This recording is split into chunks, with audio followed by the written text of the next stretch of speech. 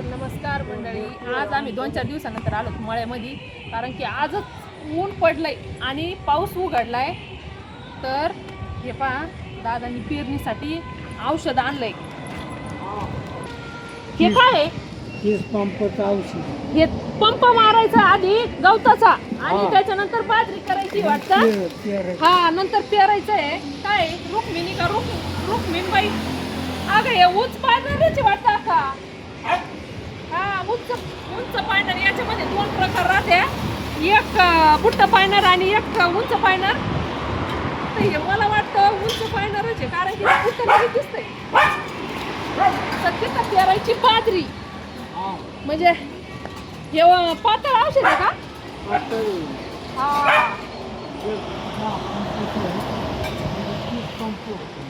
हा, हे एका बॉटल मध्ये का? या एका बॉटल मध्ये 10 पंप भरीत आहे आणि मग गवतावर मारित येऊ फवारा. पाण्या लागला आणायला. तर हे बाबा आणि दादा मारणारे पंप. मोठाले पंप असते का? मग होतं पंप आहे का? पंप मारून झालं का औषध आधी गवताचं औषध मारायचं आणि नंतर मग पेरणी करायची.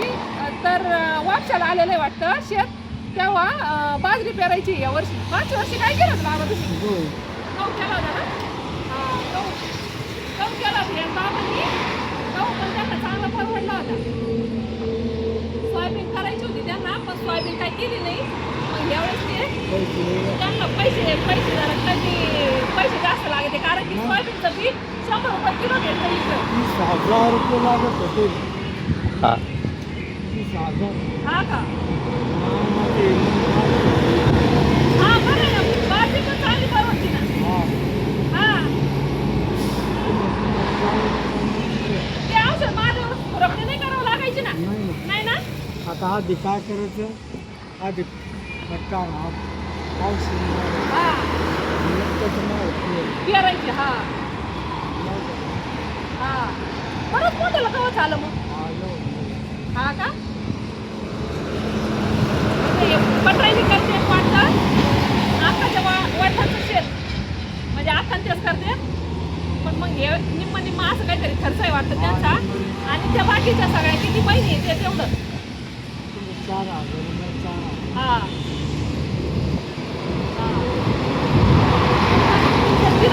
बिर्याणी आणून ठेवलंय सगळं. बाजरी पेरायला काय काय लागतं ते बाई?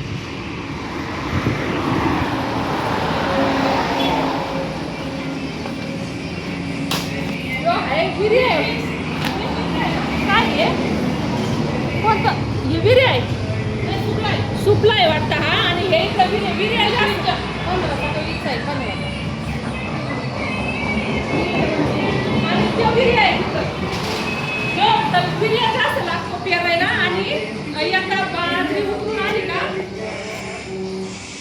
तर बाजरी विर्याचं आहे ना, ती अशी एवढी बाजरी झाली का चांगली 2-3 फुटाची, तेव्हा मग ती मारीचं पाऊस पडायच्या नंतर तर मग त्या बिर्याणी जास्त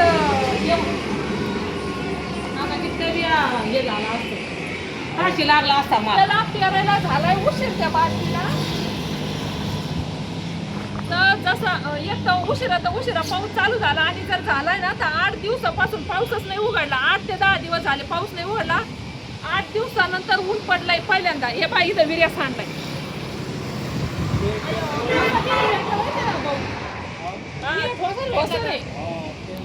त्या साखरेसारखं नाही आहे ना म्हणायचं ना. तर याच्यामध्ये 2 प्रकारात हे बाई इथं खाली येत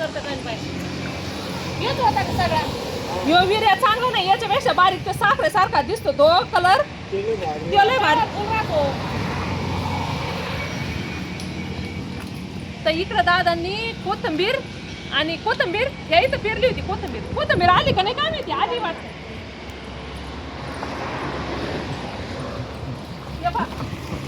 इथं कोथिंबीर आली म्हणजे दादांनी पेरलेली ती अशी येणी त्या दिवशी ट्रॅक्टरनी. आणि पलीकडं ते जनावरांसाठी कडूळ टाकलाय आणि मेथी पेरली दादांनी. बाजरी पण पेरली. तिकडं ऊस इतका भारी आलाय ना का बस. दादा आजारी आहेत 2-3 दिवसापासून दवाखान्यात करून आलेत, पण तरी काय बरं वाटाणा सलाईन लावायला जा म्हणलं तर दादा म्हणते नको बाई, मी दवाखाना केलेला आहे. आणि काम करणं काही चुकत नसतं शेतकऱ्याला. दादा आमचे लय रगेलपणा करते, दादा ऐकत नाही कोणाचं. तर आता म्हणलं पुढं फिरू नका, दवाखान्यात जातं म्हणते. नाही आरूला आणि बाबूरावला घ्यायला गेले दादा. म्हणलं ती फवारा मारायचा आहे ना, आता ती 10 म्हणल्यावर नक्की 30 फवारे भरतील त्या बॉटलमध्ये. तर 30 फवारे मारायचे त्या बाबांना आणि दादांना. तर दादाला आता म्हणते फवारा मारू नका, एखादा गडी लावा. आता पाहू काय करते दादा. दादाचं काय दादा कोणाचं ऐकत नाही. मग दादा तेवढा ना टीव्ही बंद करून सारा सकाळचा टीव्ही लावलेला आहे त्याने. काढ वाटून हे काय रांगले खाणे मजा मारायला. त्या पंडित काकाच्या आमच्या घरी इथं होतं आणि त्याच्या बाबा इथं यायच्या. बघू हा तसं सैता नावानी इतकं बाबा माझ्या बाई मोळावर राहतो.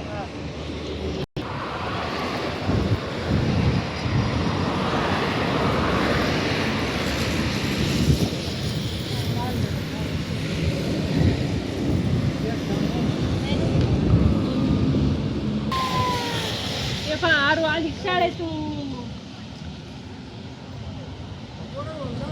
अरे वा. आरू बाई, आरूने फुलं लावलेले अजून ताजे ताजेच आहेत ग. अरे वा वा वा. आणि ह्यो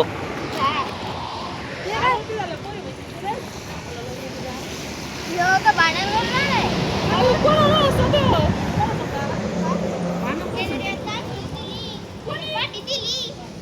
तुला झाड थोडासा त्याला कोणी मारला त्याला?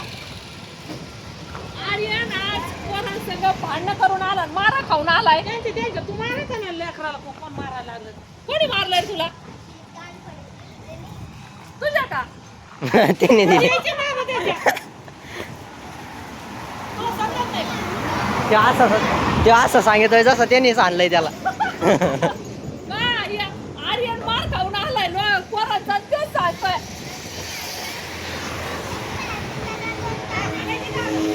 RX 100 का बरं मारामारी केल्या? का मारामारी केल्या? आ? काय झालं होतं?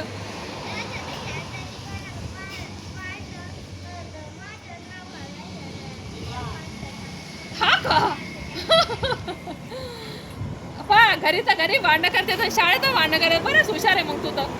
हा ती पाहिजे. अगं ते अंगावर उड्या मारितो ना, ते कपडे खराब होतात ना. नको त्याला खेटून टाक. जेव्हा असे येड्यावानी करते ते लेकरं. कसे बाबू आला पोरांचा मार खाऊन घरी. पाय येड रस्त्याने अशी येडे लोक येतात ते. नाही रे, ड्रायव्हर बिवर असं ते. पाय ते चक्रम त्या रिकाम बेसिंग आहे तिथं, ते पाणी आहे ना काय पाहते काय पाणी. हे लोक येड्याचं अवतार घेऊन फिरते रस्त्याने, पण हे धोकादायक लोक राहतात, भामटे पाहतात येड्याचं रूप घेऊन आणि येते संध्याकाळी चोऱ्या करायला. त्याच्यामुळे हे असे लोकांवर विश्वास ठेवायचा नाही, थांबू द्यायचं नाही. अशा लोकांपासून सावधानच राहायचं आहे ना दादा. कानपडी मारली?